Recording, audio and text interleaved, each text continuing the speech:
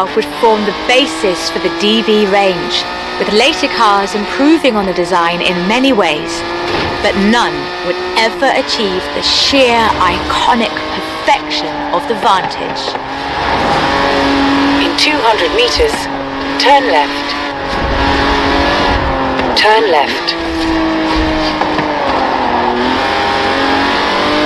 For all of its beauty and engineering perfection, only 65 of these beautiful machines would ever be built. If you own one, you own a piece of British history.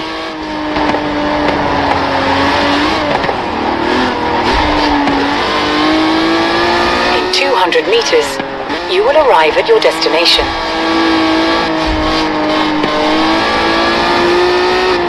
The silver DB5 would be immortalised in half a century of cinema. The classic Aston Martin. But in 2016, a new DB was unveiled, heralding the dawn of Aston Martin's second century. The DB11 is the first production turbocharged Aston Martin, but is it a worthy successor to that legacy?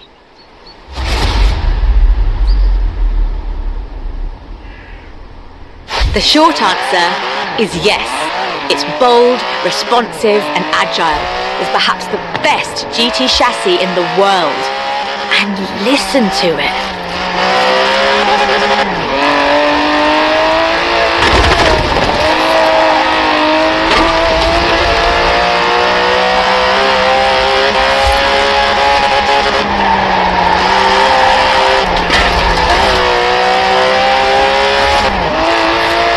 Able to hit 60 miles an hour in 3.5 seconds, the DB11's 5.2-litre twin-turbo V12 boasts a top speed of over 200 miles an hour.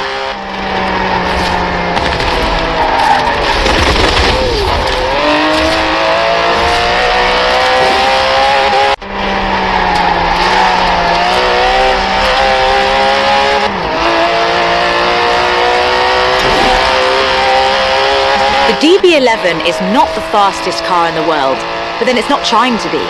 It's sophisticated, effortless luxury.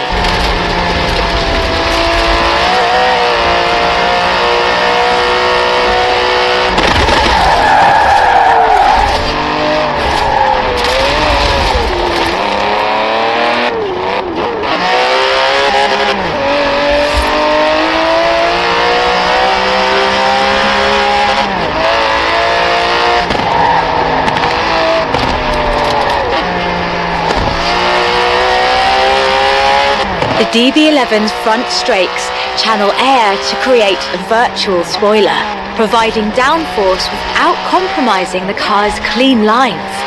Brilliant.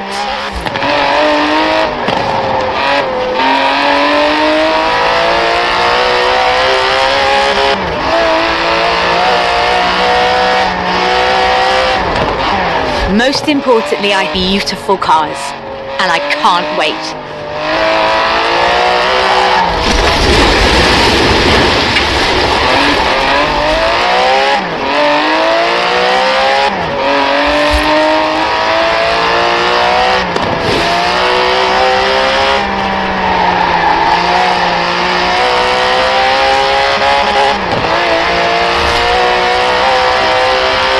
Beautiful as they are, Aston Martins are only one of many cars made in the United Kingdom.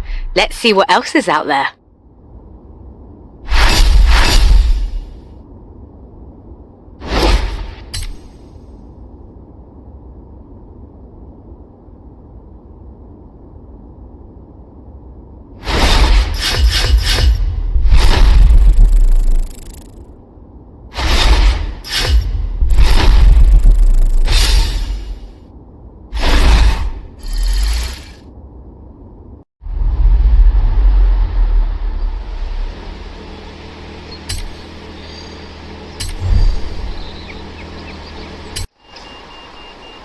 This is shaping up nicely.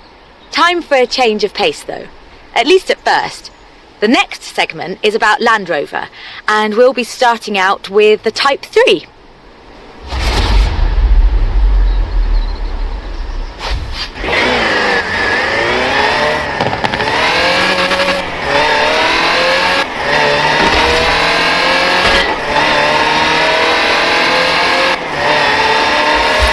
Land Rover, the British sports utility vehicle. But before that, they were actual utility vehicles.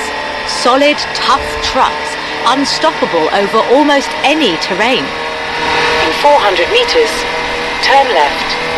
The Land Rover Type 3 marks the point where that shift begins, and we'll be looking at what that meant.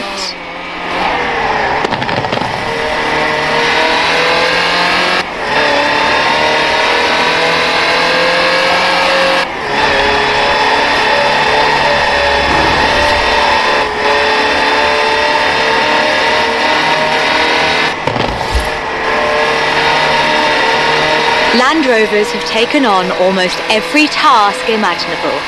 They've been generators, tractors and ambulances.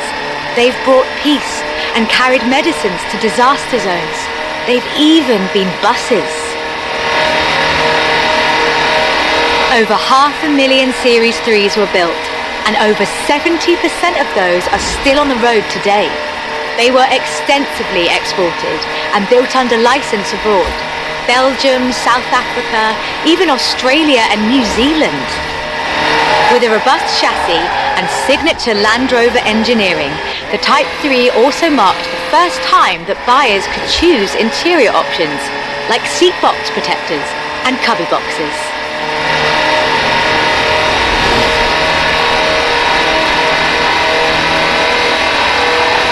That trend continued, and by 1982, Land Rover were offering the county spec Type 3.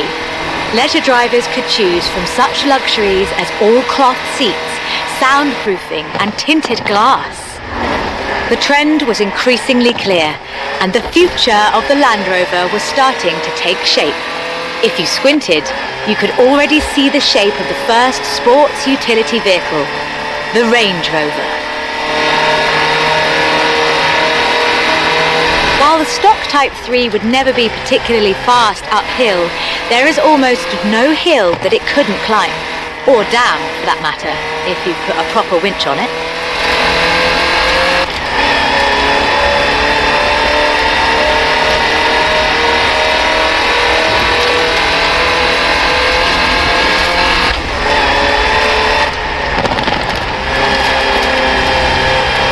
In 1978, a Series 3 was custom built for Her Majesty Queen Elizabeth II. It only had 1,892 miles on the clock when it was auctioned into private hands. And it was in perfect condition. It would be. After all, she trained as a mechanic in the 1940s and will likely remain the only royal able to strip and rebuild an engine. Turn left.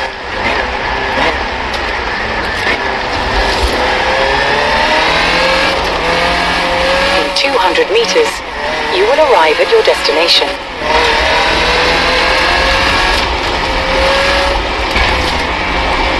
Along with the Range Rover, others would follow. Discovery, Defender, and the Freelander. Each a more sophisticated and enjoyable utility vehicle. But none of them were a replacement for the Type 3. They were a different kind of car.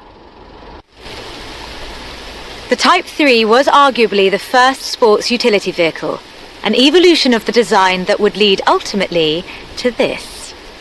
The Bowler Nemesis, an off-road racing vehicle that turned into a production SUV, the Nemesis EXR. It sports a turbocharged 5-litre Land Rover Jaguar engine, crammed into a carbon fibre chassis with integral roll cage.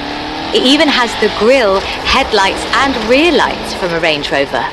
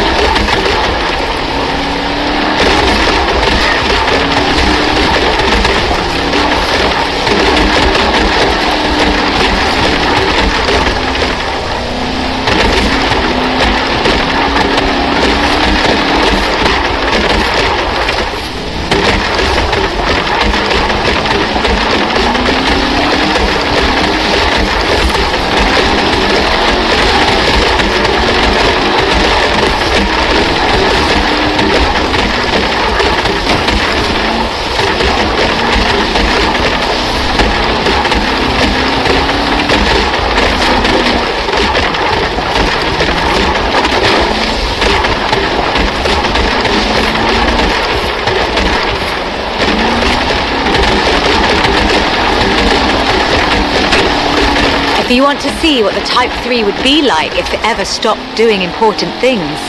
This is it. And it's beautiful.